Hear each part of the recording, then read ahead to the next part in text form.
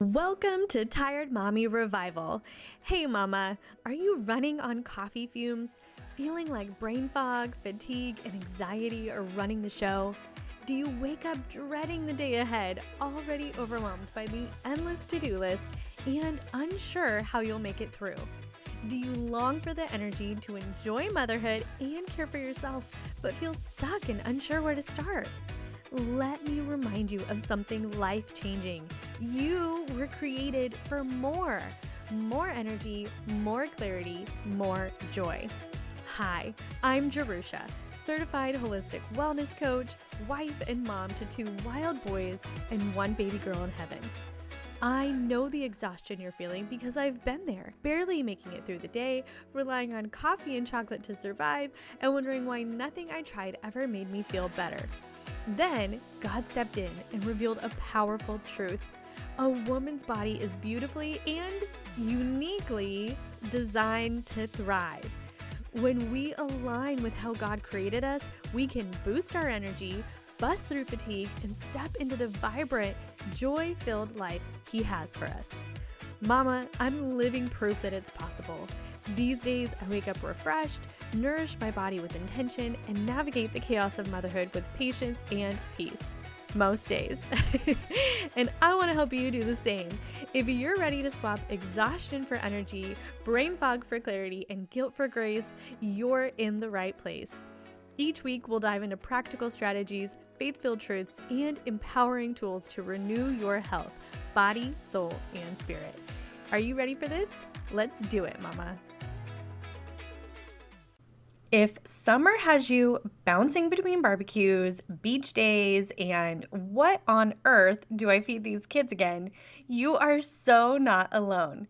Today, we're getting real about all those typical summer foods that leave us bloated, foggy, and worn out.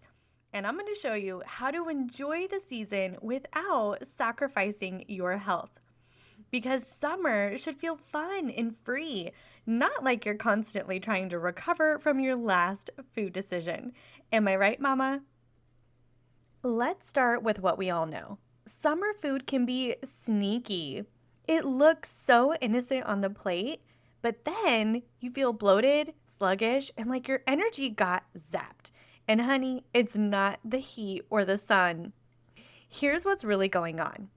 Hot dogs and processed meats are full of additives that can mess with digestion and hormones. Barbecue sauce is usually a sugar bomb. Just a few tablespoons can be equal to a can of soda. Mac and cheese, baked beans, potato salads, they're heavy, carb-loaded, and often made with processed oils as well. Even fruit salads aren't safe when they're drowned in syrup or Cool Whip. These foods are cheap and easy for feeding crowds, and they've often become the things that we really look forward to during the summer. But they come at a cost to your energy, your digestion, and sometimes your mood. But here's the good news. You can enjoy summer food and feel amazing when you make a few simple swaps. Yes, it can be so hard to let go of some of your favorite summer foods and the things that you've come to associate with multiple types of celebrations throughout the summer. But you can celebrate your health in summer too, because I am here to tell you, yes, the transition can be a little bit hard, but there are so many good summer foods. And when you start recognizing the abundance that is around you to enjoy in the summer, you can start to feel really good about this season again. Let the real stars of summer shine. Fresh fruit and veggies. They're not only in season, they're loaded with fiber, hydration, and nutrients your body actually wants so that you can sustain those long days of summer fun. Here are some of my favorites. With fruit, watermelon, pineapple, and berries, especially if you can find them locally. When we moved to Tennessee, we really started to narrow in on the seasons that fruit was ripening here, which was very different from where we came from the Northwest. But we were able to find the places where we could go strawberry picking and blueberry picking and even get fresh peaches over here in the South, which is just my favorite. Not every grocery store has amazing peaches just because we're in the South, but you can get really great produce if you find the right places, and it makes everything so much better. With veggies, this season is full of fresh tomatoes, cucumbers, peppers, zucchini, and green beans. Dips, you can switch over to some healthy things like hummus, my favorite kefir ranch, which is so good for you. It's full of probiotics with none of the bad additives, and it's better than what you would even find in restaurants. You can make herby white bean dips and even guacamole. Now, let's talk about barbecue sauce. Oh, I know barbecue sauce is like the quintessential summer food. And trust me, when I realized how unhealthy barbecue sauce was for you, I was so sad. And I will admit, for a really long time, I tried to find healthier barbecue alternatives. But here's some of the problems that you're going to run into. Number one is healthier barbecue sauces that are bottled and sold in the store are going to be so expensive. I'm talking like $8 a bottle. And at this point, you're wondering, like, is it even worth it? Number two, you can make some of the healthier barbecue sauces at home. And yes, you have to go through the effort of making them, but you're thinking if they're healthy and delicious, it could be worth it, right? So I can enjoy barbecue more often.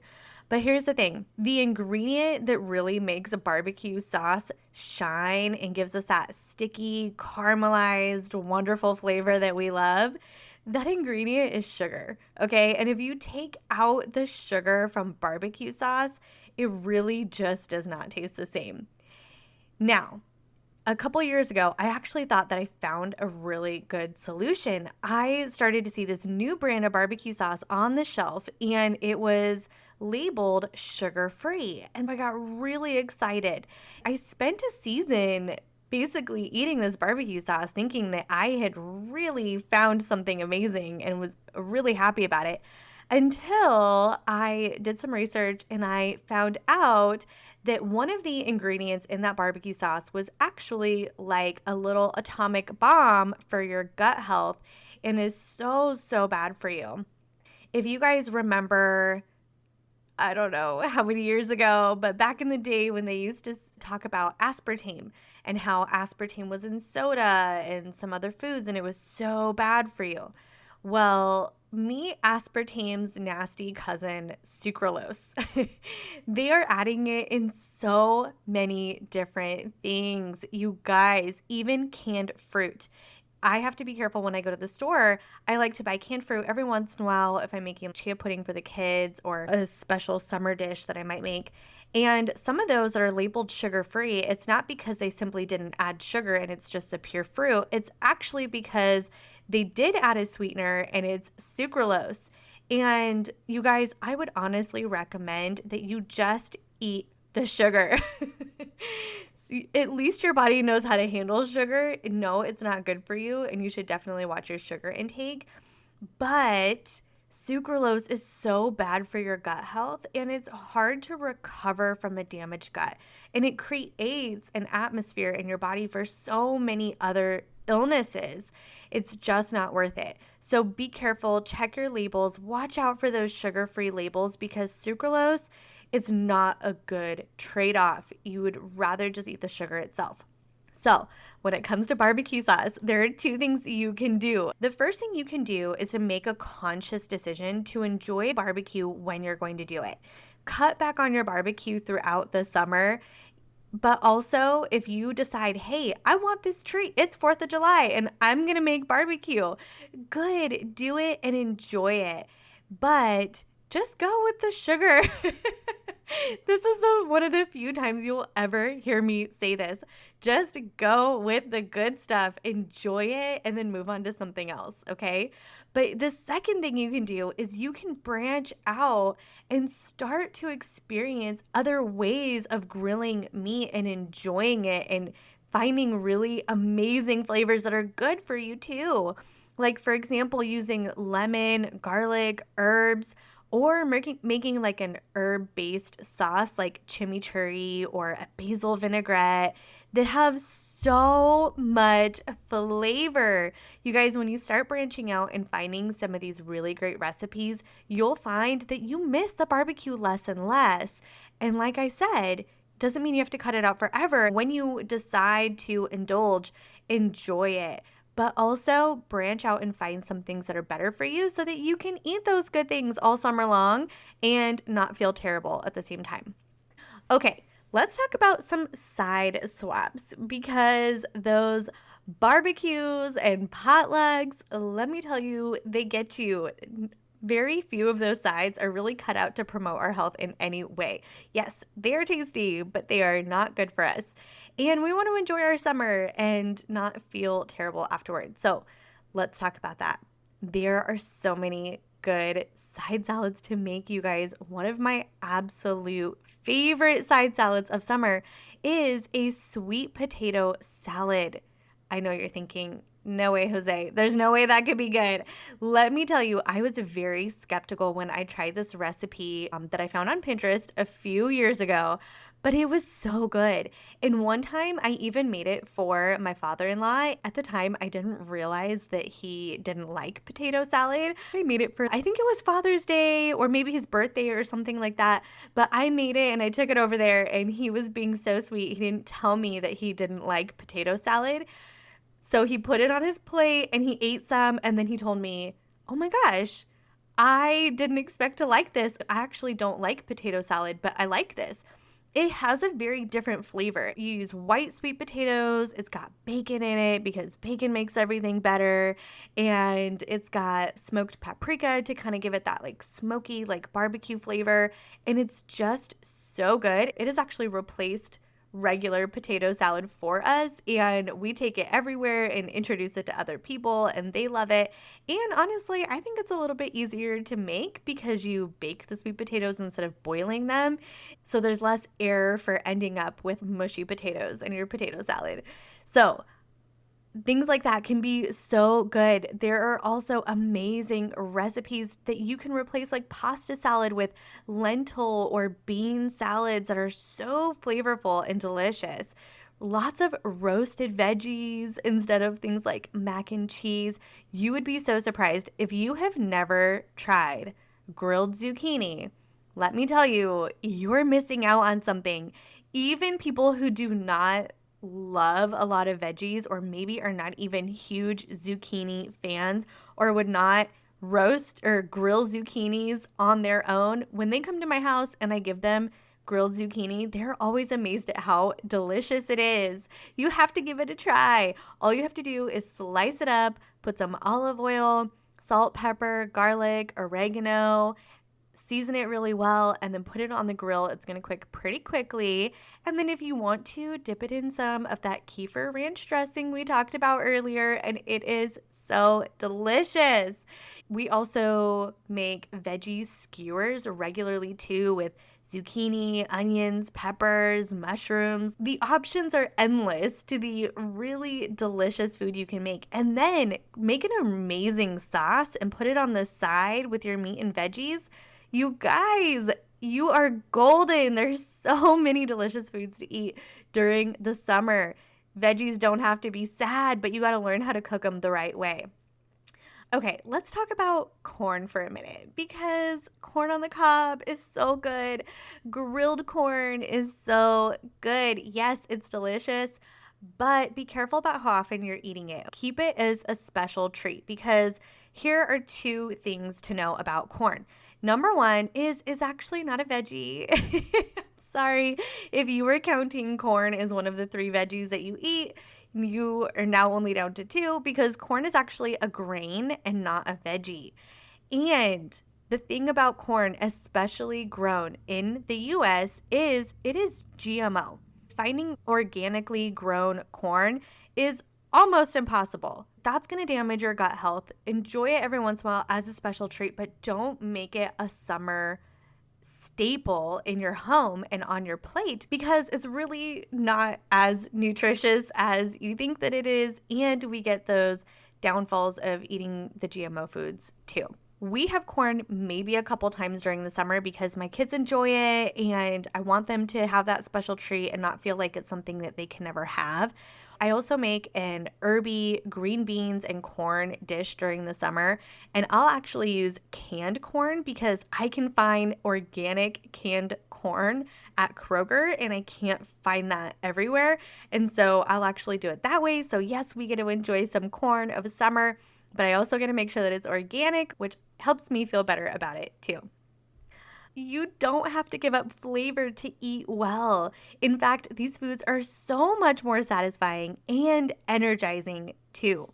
Okay, let's talk about desserts. Summer is full of treats, but the sugar crash isn't worth it. Here are some better options that still taste like summer. Homemade coconut milk fudgesicles, you guys, they're better than some of the store-bought ones and they are so easy to make. Your kids will love making these with you too, and they will ask you why you don't make them nonstop all summer long. I know because my kids are always like, why don't we have more fudgesicles? You can also make low sugar berry cobblers or peach cobbler. Let the fruit and its natural sweetness shine and cut out some of that sugar, and then add an oat or an almond flour topping to give you that satisfying crunch to go with it without all the carbs. Also, you can grill fruit like peaches or pineapple, add some cinnamon or a little bit of coconut whipped cream to them, and they are so good. Lastly, you can also do a healthy ice cream. I don't know if you've ever heard of this, but it's called nice cream. And you take frozen bananas and blend them up with like a nut butter. And you can even add some fruit in there if you want, or some cocoa powder to make like a chocolate soft serve ice cream type of thing. My kids absolutely love it. Now, for me, I can still feel the sugar hit of that because I've had a few years now where I have drastically cut back on sugar. And so I can still feel that kind of sugar high eating nice cream with a frozen banana. But there are lots of good recipes out there for sugar-free ice creams too. They are a little bit trickier to make, but you can still find things that are creamy and delicious and satisfying without all the extra sugar. You can absolutely enjoy dessert and feel good after, even while you're chasing toddlers around with sticky fingers in the middle of summer. Now, let's remember something else. Some of these foods that we talked about, like lentils and beans and some of those fruits, if you have been on a low carb diet, you're thinking, pineapple, watermelon, and no way that's happening. I can't eat those things because they're high carb and high sugar, even though, yes, they're natural sugar. But here's the thing most women don't realize. Your body has different needs throughout the month based on your hormone cycle. When estrogen is higher, your body is more insulin sensitive. So this is a great time to eat lighter meals with lots of veggies and lean proteins and lower carbs. But during the time of the month when your progesterone rises, your body needs more natural carbs and calories. This is when watermelon, berries, lentils, and sweet potatoes can actually help balance your mood, sleep, and cravings, and actually help you feel so much better. So yes, you can have the fruit and the carbs, just time them with your body's needs and you'll find that you feel so much better.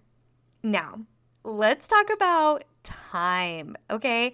I get it. Summer is busy between swimming, errands, chasing little ones through sprinklers, and all the events that seem to pop up. Who wants to cook a full meal? That's why summer is a perfect time for prepare, not cook meals. Think of easy things like tomato and cucumber salad with herbs and olive oil, or pre-chopped veggies with some dip that you throw out on the table, or like marinating meats the night before so that they're ready to just toss on the grill. when everyone is tired from being outside and swimming, and it makes dinner so much easier. Also, you can do things like keep cooked quinoa or roasted sweet potatoes in the fridge for quick bowls that you can make as well. Remember, dinner doesn't have to be fancy. It just has to be fresh and simple and ready when you are. So give yourself a break and find creative ways to make mealtime easy. Now, healthy eating doesn't stop at home. You can totally pack smart for summer outings too. I remember when I started eating healthy and we would go out on a picnic, and I was thinking, how am I going to avoid eating a sandwich? Whether you're going to the park or the beach or some kind of family outing, it just seems like sandwiches are the things that you make. Well, you can do lots of creative things. Start by packing your cooler with fresh fruits, veggies, maybe some boiled eggs, or clean deli meats that you can eat. Skip the sandwiches and do it yourself salad kits. This is so easy. You can prep your greens, your toppings, and your dressing, and all pack them separately and have them ready to mix. There is actually a container that I use where I've got my salad mix in the bottom, and then I have this little tray that sits on top with dividers, and I put my chicken and my salad toppings in there. And then in the middle is this little round container that I put my salad dressing in. It's got a lid, it pops right in, and then you put the lid on top of that, and it's so easy. And you can take salads on the go. They're actually so refreshing. We'll do this when we go to the zoo. When it's time to sit down and have lunch, I'll take out the kids' sandwiches and their veggies and fruit. And then I take out my salad, mix everything up, and eat it. And you know what? I feel so energized for the second half of that trip, especially because it's the hotter part of the day now. And it's so easy to feel wiped out at this point. But that salad energizes me to keep going through the evening and for the hour drive home too.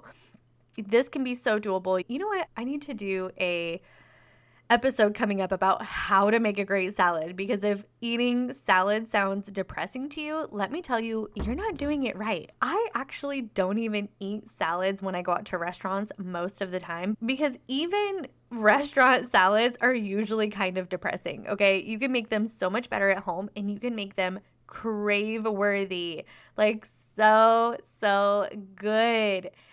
So we will get into that in a whole nother episode. Drop a comment below if you're like, yes, I need that. Teach me how to make a good salad.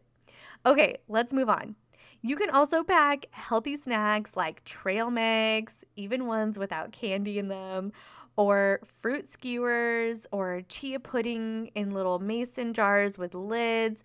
You can get creative. We also love to put like cheese sticks in there, or even like I'll put healthy granola bars that have little chocolate chips. I'll put those in the cooler as well so that the chocolate doesn't melt. And you can find ways to integrate healthier snacks without having all the junk. Fuel your day so you can enjoy it without the sugar crash. Lastly, let's talk about events you can't control. I want you to remember, don't panic, simply prepare ahead. When you're headed to a cookout or a gathering, here's how to stay grounded. First, eat something nourishing before you go. This is key because one, you won't be so hungry if they don't have a lot of options for you. And two, you won't be so tempted to eat the foods that maybe you know that you like, but aren't going to help you. And so when you eat ahead of time, you have a nourishing meal so that one, you're not as tempted. Two, you're not hungry if you decide that you really don't want to eat those things.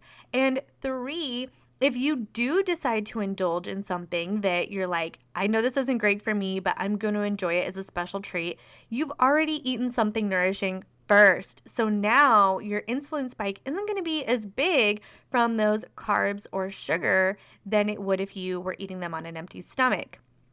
The next piece of advice I have for you is bring a dish you love and feel good about. This is so powerful. If you bring a dish that you love and enjoy and that you know will serve you in your health goals, then you're guaranteed to have at least one thing you can eat. And maybe you'll even influence somebody else to try it too, simply because they're trying to be polite. Sometimes this is how I get people to try healthier foods too. Next, set boundaries around what you actually want to eat. Now, part of this is you setting your personal boundaries beforehand and deciding, hey, I'm going to be okay with eating this, or I'm not going to be okay with eating these things. And sometimes that means communicating those expectations to other people as well.